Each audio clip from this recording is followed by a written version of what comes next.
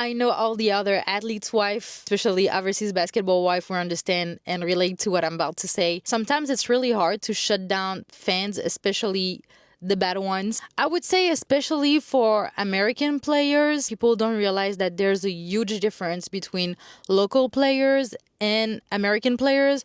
I mean, not just American, but foreign players. Foreign players in general are more likely to be the one to be cut, one to be blamed in situation when the team is not winning, when there's problems within the team. They will protect the locals, and it's more rare that they'll get rid of locals. Obviously it does happen and all the time, but what I'm saying is that sometimes people don't realize that the first people we will target are the foreign players.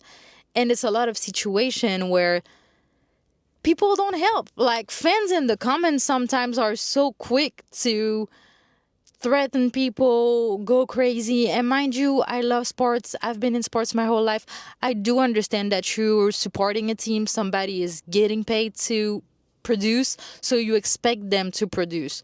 But at the end of the day, sometimes I think people needs to realize that players are humans, and humans makes mistakes. Humans have bad days.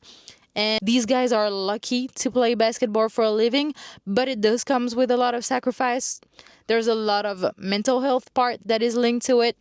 Just to say that foreign players have a whole extra pressure on them. I'm pretty happy that my husband never had too much of the craziness as far as like crazy comments from the fans. We've had to deal with it, but honestly, I cannot stop myself from reading comments after games, but he completely shut it down because I know people on internet are just people on internet, and most of the time they don't even know what they're talking about.